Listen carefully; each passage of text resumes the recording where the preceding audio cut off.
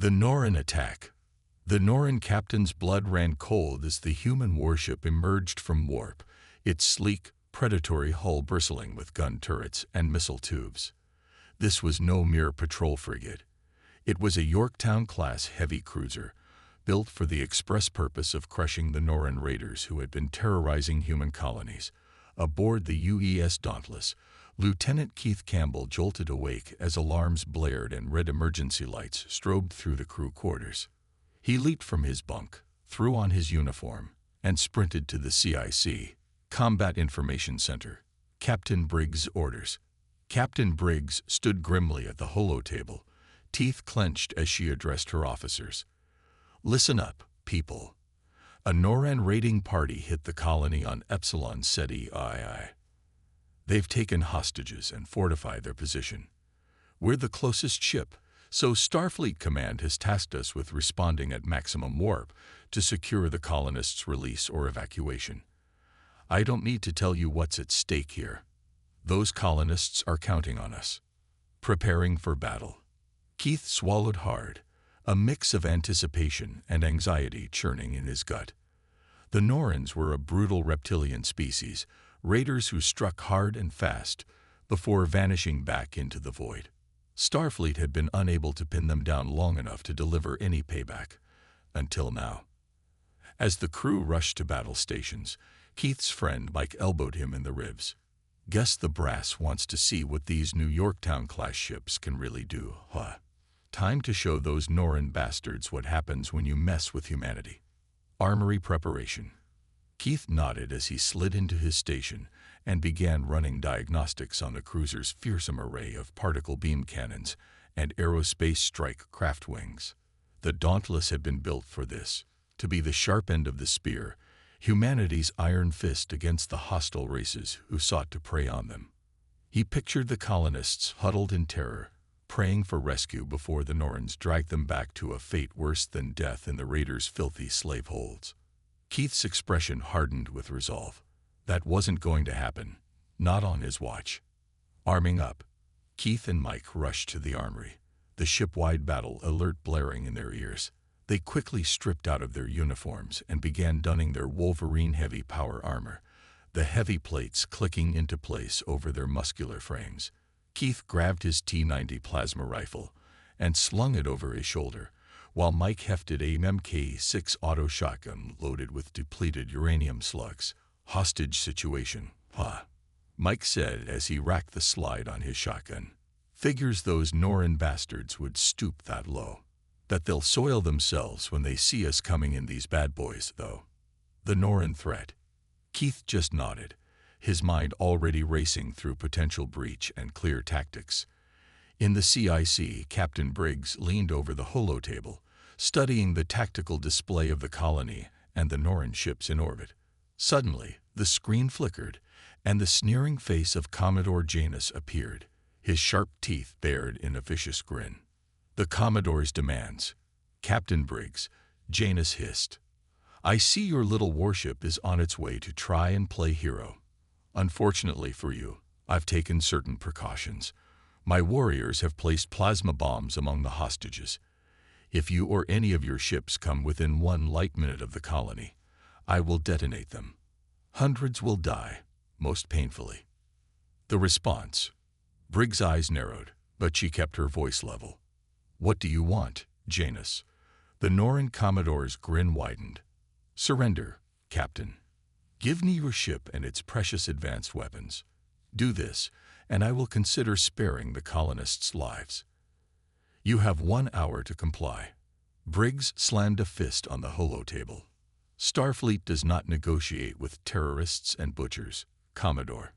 If you harm those hostages, there will be nowhere in this galaxy you can hide from us." The ultimatum. Janus snarled, his face contorting with rage. "It is you who should hide, human. I will splatter your precious colonists' blood across the stars, and that of your crew next." The transmission abruptly cut out. Briggs took a deep breath and turned to her officers. "Battle stations, people, and get me a line to Lieutenant Campbell. I have a feeling we're going to need his Marines for this one." The hostage rescue mission. Keith's orders. As Keith and Mike finished suiting up, the tactical net in their HUDs suddenly flashed an urgent message from the captain. It was terse and to the point. Hostages in danger. Plasma bombs in play. Covert extraction needed. Keith frowned as he processed the information, but he knew what had to be done.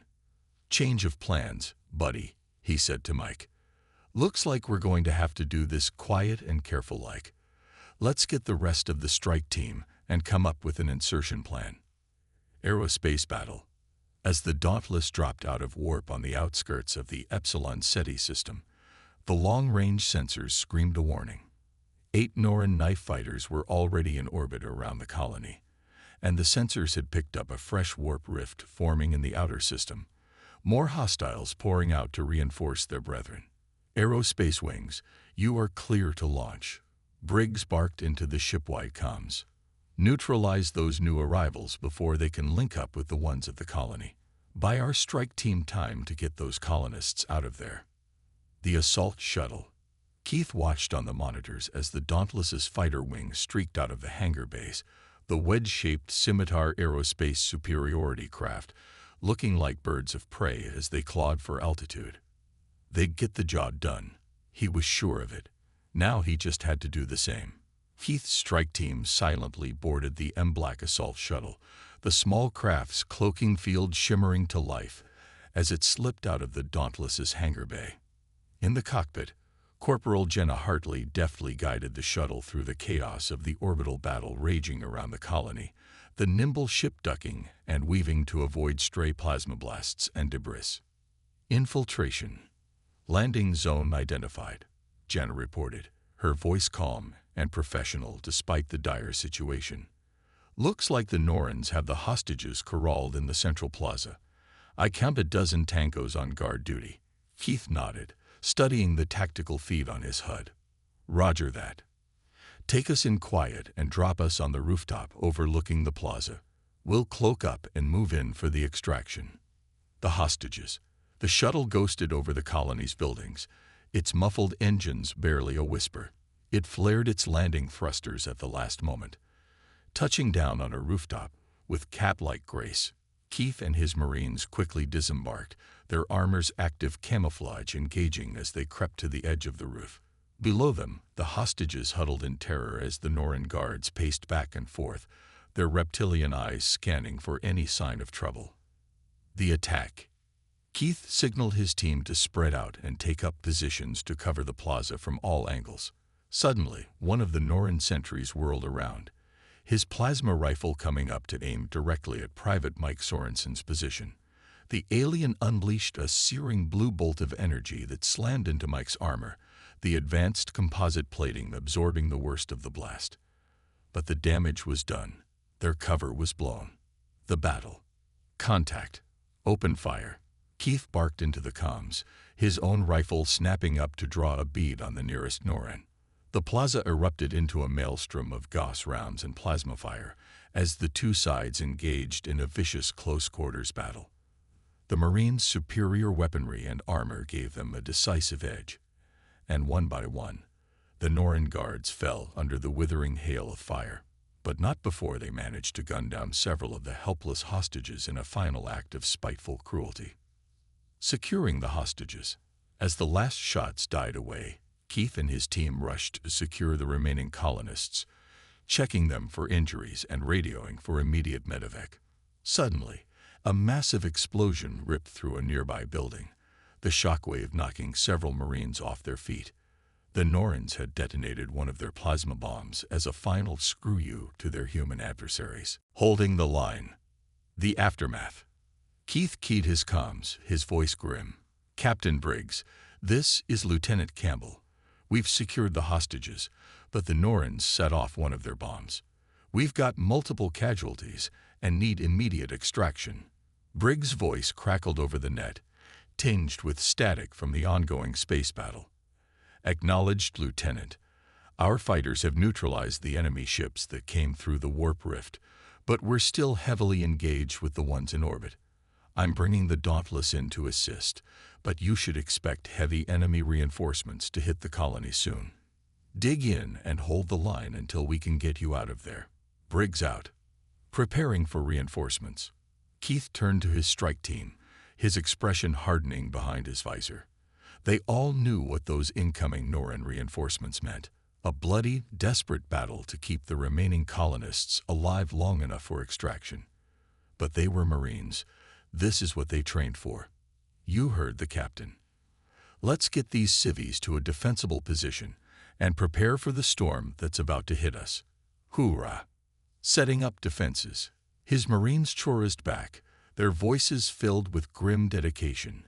They knew many of them likely wouldn't be leaving this colony alive, but they would make damn sure the Norrans paid a heavy price for every inch of ground and every human life.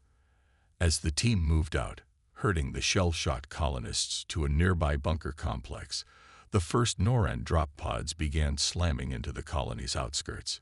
Keith watched them fall, his grip tightening on his rifle.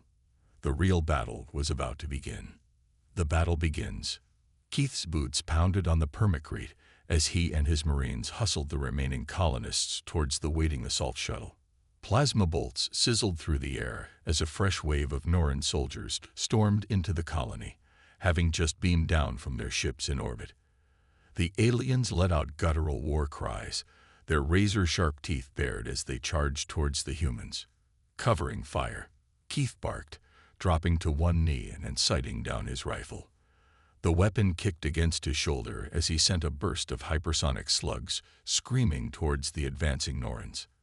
The fight for survival. Beside him, Mike and the other Marines opened up as well, their weapons stitching deadly patterns across the enemy's ranks. Several Norrans dropped, their armor perforated by the Marines' relentless fire, but more kept coming, hurtling the bodies of their fallen comrades. Keith cursed under his breath, ejecting a spent magazine and slamming a fresh one home. They just needed to buy a little more time. The turning point. The dauntless struggle. In the skies above, the Dauntless shuddered as a plasma torpedo slammed into its forward shields. On the bridge, Captain Briggs gripped the arms of her command chair as the deck pitched beneath her feet. Shields at 30%. The tactical officer shouted over the din of battle. We can't take much more of this. Briggs gritted her teeth as she watched the Norran knife fighters swarming around her beleaguered ship like a pack of hyenas. The dauntless particle beam cannons lashed out again and again, spearing the enemy ships with lances of brilliant energy. But for every knife fighter they destroyed, two more seemed to take its place. Fighting back. Concentrate fire on their lead ships, Briggs ordered, and get our fighter wings back here to cover us. On the planet below, Keith watched with a surge of relief as the last of the colonists clambered aboard the assault shuttle. The ship's engines flared to life, kicking up a cloud of dust and debris as it lifted off from the plaza. But just as the shuttle clawed for altitude, a plasma grenade arced through the air and detonated against its rear quarter. The ship lurched drunkenly, smoke pouring from its damaged engine. The final stand. Get those civilians out of here, Keith shouted over the comms. We'll cover you. As the wounded shuttle limped away, Keith and his Marines hunkered down behind the shattered remnants of a stone fountain. Norran soldiers poured into the plaza, plasma rifles blazing. Keith popped up from cover, his rifle bucking in his hands as he put a burst into a charging alien. The Norran's head snapped back, ichor spraying from its shattered skull. Holding the line. Frag out, Mike yelled, lobbing a plasma grenade over the fountain. The explosive detonated in the midst of a group of Norrans, scattering their smoking bodies across the plaza. But more kept coming, an endless tide of snarling reptilian killers. Keith knew they were out of time. He keyed his comms, his voice ragged with exhaustion and spent adrenaline. All units, this is Lieutenant Campbell. Fall back to secondary defensive positions. We'll make our stand in the colony's central bunker complex. The dauntless last stand. The Marines' retreat. As the Marines began a fighting withdrawal, harried every step of the way by the relentless Norrans, the space battle took a desperate turn. A plasma torpedo punched through the dauntless weakened shields and slammed into its warp drive, The ship shuddered violently, consoles exploding in showers of sparks across the bridge. "Warp drive is offline," the helmsman reported, his voice edged with panic. "We're dead in the water." Desperate measures. Briggs pounded a fist on her armrest, her face a mask of determination. She knew this was it. The Norrens would tear her crippled ship apart, but she'd be damned if she'd let them have it easily. "All fighter wings, form up and cover us," she barked into the fleet comms. "Engineering, I need that warp drive back yesterday. And someone get me firing solutions on every spirit-stand Norren ship out there." The arrival of reinforcements.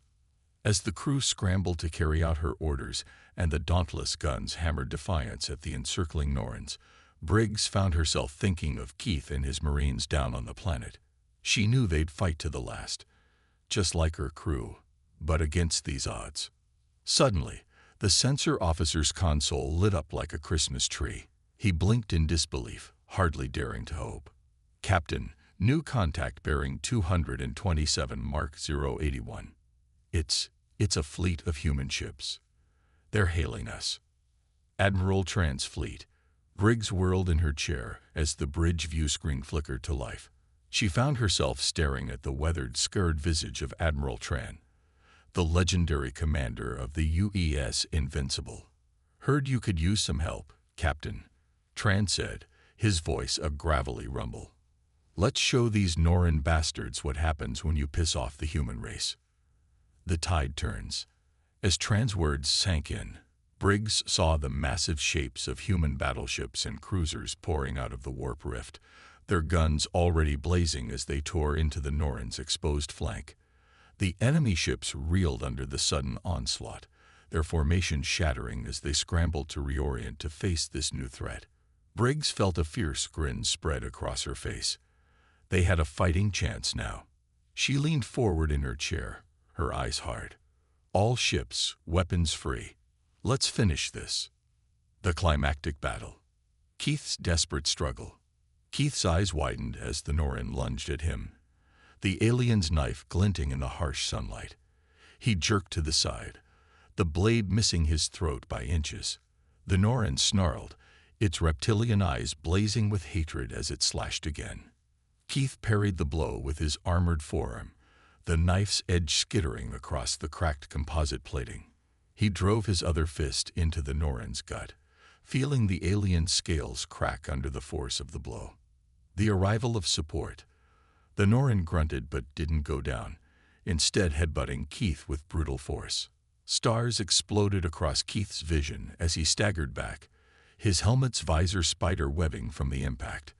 The Norren pressed its advantage, its knife darting in again and again, seeking the weak points in Keith's armor. Keith backdoled, his boots scrambling for purchase on the loose gravel. He could feel blood trickling down his face from a cut above his eye, the coppery taste filling his mouth. Reinforcements arrive. His armor system screamed warning after warning at him. Power levels critical, structural integrity compromised, life support failing.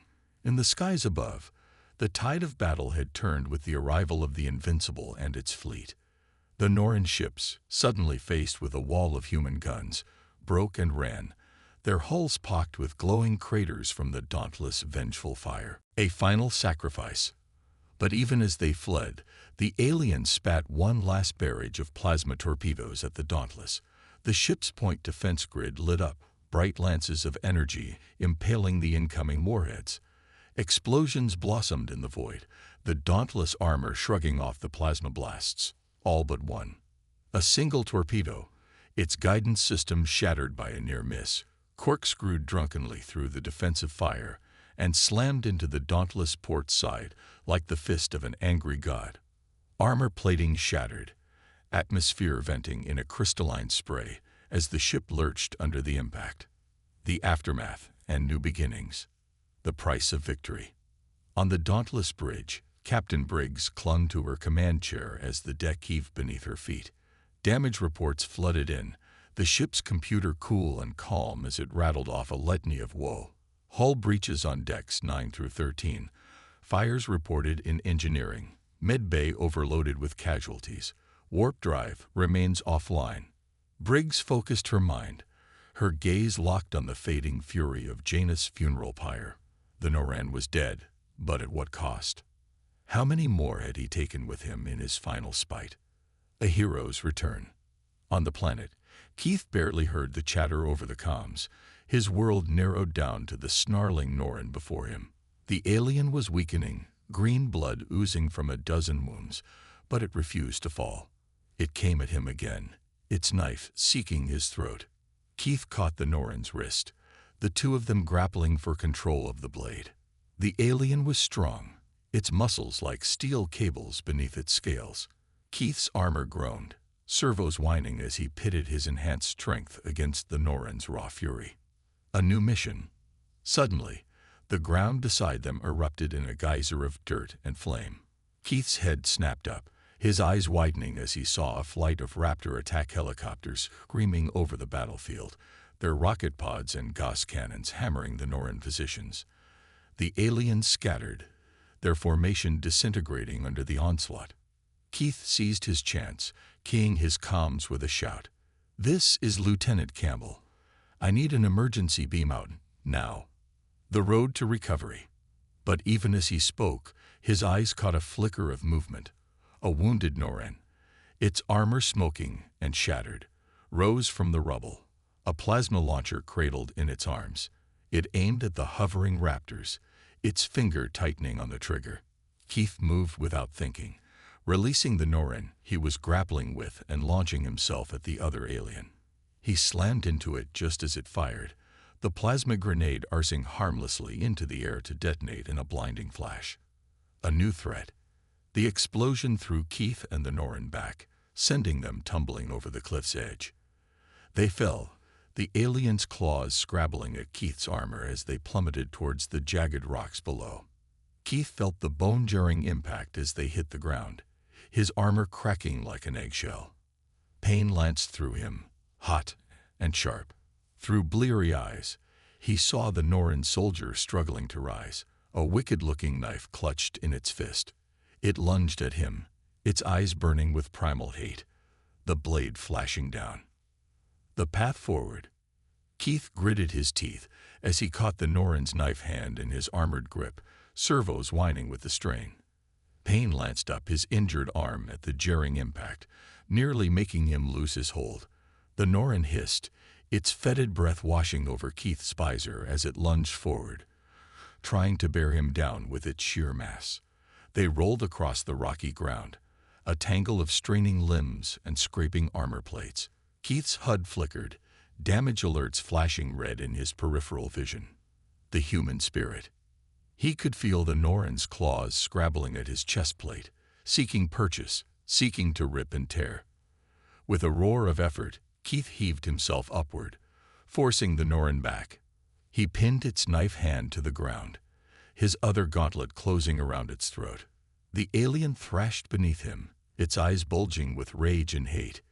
"Yield," Keith snarled through clenched teeth. "It's over."